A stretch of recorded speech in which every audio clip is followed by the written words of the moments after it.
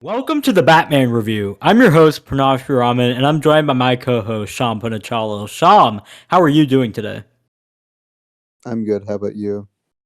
I'm doing great. I'm doing great. It's a busy time in cinema in general, with especially when it comes to the superhero universe, with obviously the recent release of Batman, which we're going to talk about today, and the upcoming releases of both Marvel's Morbius and the Doctor Strange Multiverse of Madness. But today we're going to talk about the Batman, the highest grossing film of 2022 at this point. It's a big time for the DC Entertainment Universe in comparison to the Marvel Cinematic Universe, as they really have a head start going into the rest of the year.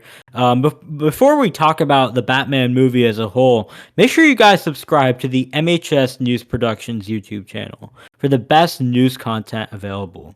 So, Sean, just to start off, what were your initial thoughts on the plot of the movie and mainly the character development and the relationship between the protagonist, the Batman, Bruce Wayne, and the antagonist, the Riddler, who was the villain of the movie? I really liked the movie overall. I thought the plot was really good because it was kind of like a murder mystery. Because the Riddler was killing multiple people, and Batman and Catwoman had to determine who was behind all of those killings. As for the relationship between Batman and the Riddler, I really like how the Riddler killed Thomas Wayne, which is Bruce Wayne's father, because it really shows how that killing really connects to Batman as a whole, and the Riddler's reasoning for killing Thomas Wayne um, kind of made sense. I mean, Thomas Wayne was a corrupt politician, and Batman had always thought that Thomas Wayne was just a perfect person. He never really looked at him in any bad light, and seeing the Riddler's reasoning for killing his father from Batman's point of view really made Batman think how his father isn't really a perfect person, and it really changed his view on him. Yeah. I mean, let me just say, I really love the Riddler as a villain. Like, oh my god, he was such a great villain. Um, I think society and the movie watching community as a whole is so familiarized with the fact that villains typically just go out and commit terrible things for the sake of being terrible people. And many people just accuse them, or like it comes off as they don't really have any real intentions behind what they're doing, rather than just being evil. But the Riddler, I mean, he's a bad guy, don't get me wrong, but like he believes that his intentions are well, and he has every right to believe it. Because, in all honesty, he's trying to end corruption within Gotham. I mean, it starts at the top with Thomas Wayne. I mean, he didn't directly kill Thomas Wayne, but he was rooting out the corruption caused by Thomas Wayne, Bruce Wayne's father's renewal fund, which he proposed when he was mayor, which should have helped the entire Gotham City, especially the underprivileged classes. But instead of helping those underprivileged classes, the renewal fund just went to the wealthy elites, and it really didn't help Gotham at all. In fact, it made Gotham worse off, and that trickle down effect really affected Gotham for the worse for several years after the proposed fund had gone to waste. But I mean, after that, I mean, throughout the course of the movie, he exposes these big politicians or these big city leaders for their corrupt practices. He has inside intel, and when he gives these clues to Batman, who he thinks has a similar motive of him, and he's kind of right. Batman does have kind of a similar motive to him, where he wants to end corruption within the city. He leaves little context clues like different letters, different cases, different instances, in order to really lead Batman on and really have hit like really manipulate Batman into doing what he wants. And so I thought that was really cool to see a villain who, yeah, he did terrible things, obviously, but he also had a very valid reason behind doing those terrible things, in my opinion, of course. He had a very valid reason for doing those things, and he went about it in a very methodical way, which I thought was interesting because we don't really see that quite often. But I wanted to know what you thought about the thought process of the Riddler. Yeah, I agree with everything that you just said. I really liked how, he has like an actual reason and he has valid motives. But the issue is that, and what makes him an antagonist is just the way he carries out his motives. He's killing people, and that's not really a good way to achieve those goals in a compelling way. And so, because he's doing all of that, he's causing more harm. I just think his motives are sensible, but the way he was carrying them out was not a good thing to do. Yeah, yeah. And moving forward, I mean, we talked about the Riddler and the relationship between him and the Batman, combined with his motives quite extensively. I also wanted to talk about really. I wanted to know what your thoughts were on the introduction of Catwoman, who's an iconic DC character, especially within the Batman universe. This is a different Catwoman than the one we've seen before, who's more high profile. This one is kind of laying low. Same with Bruce in general. I mean, both of these characters are so different than what we've seen in the past, where rather than being the established big billionaire personalities that they are, instead they're just kind of laying low and detached from society. I wanted to know what your take on Catwoman was, combined with what your overall take was on the different portrayals of both Bruce Wayne and Selina.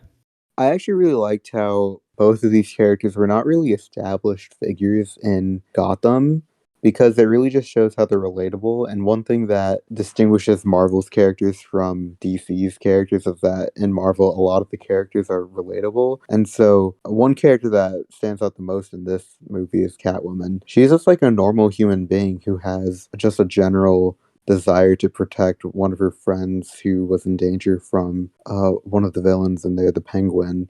I really liked how, she's kind of like Batman in the sense that she has motives that are valid and she wants to protect people. But again, and this kind of also links back to Riddler, but the thing is, like, she uses vengeance and violence to achieve those goals. And it really sheds no good light on her because since she's just murdering people mindlessly and not really protecting people as she wants to do, it really just goes against her ideology. Like, she wants to protect people, but then she's just hurting more people in the process. So there's some ideological inconsistencies there. And I liked how that was addressed at the end of the movie when Batman kind of explained, like, oh, this isn't really a good way to go about your business when it comes to fighting crime. Yeah, and I mean, I really like how you touched on that because I think we really see Catwoman is kind of really similar to Bruce, and Bruce himself throughout the movie learns how to be a better man and a better hero. And we saw him touch on that of how he referred to himself as vengeance. But then towards the end of the movie, he referred to himself. I'm not quoting him. He didn't say this directly, but kind of like a beacon of hope. And he realizes through not only just his experiences, but seeing Selina, Catwoman, seeing her develop as a hero, that he should be better and he should inspire others to be better rather than just being a vengeance seeking weirdo to an extent. But yeah, I really like that aspect of Bruce's character development. I thought it was huge in the progress of the movie because it also played a big part on how he handled the Riddler and got the information out of him towards the end of the movie to solve the problems. And he kind of lost that murderous mindset that he had and became a beacon of light. Yeah, I agree. I think the development of Batman was really good because, as you mentioned earlier, he did just refer to himself as vengeance. You're using so much hate just to describe yourself and to go about crime fighting, and it just seems like it's like an ideological inconsistency. The same idea applies to Batman as it did to Catwoman. It's like you want to help others, but then in the process you're actually hurting more people. Yeah, yeah, and I wanted to touch on. I mean, we talked extensively about the plot of the movie. I really want to touch on what the potential is for a possible series of Robert Pattinson's Batman. And let me just start off by saying the cast was perfect. Robert Pattinson played a really good Batman. Zoe Kravitz played a really good Catwoman. And yeah, I really thought the cast did a great job. But I want to talk about the potential of what this has because this is unlike any Batman we've ever seen before, where it's following it's very comic accurate, but it's not following the Batman of typical the Batman we're accustomed to seeing. It's really its own thing, its own Gotham, and so I think it has endless potential. And I want to ask you, what do you think is the potential for this? Because I think that you really could have crazy ideas that you could form. I mean, we saw at the end, they possibly teased Harvey Dent when they were in the prison with the Riddler at the same time, and they were just laughing together, forming a friendship. Maybe that's something that they can explore. They could also explore reuniting Catwoman and Batman. I want to know what you think the potential is of this Batman universe and how it ranks in comparison to the others that we've seen. This specific Batman, it'll only go up from here, honestly. I think this movie was really good overall. In comparison to most DC movies, this movie was very good. And, I think they did tease, like, as you mentioned earlier, they did tease that one little bit in the Arkham jail. People say that it might be Joker. Um, I don't know if that's true, but I think it might be. So I think that little tease right there might be a sign that they will continue the series with this specific Batman, and I hope they do. Honestly, I thought the cast was awesome. I think just because of the success that this movie had, I think they'll definitely continue with this Batman.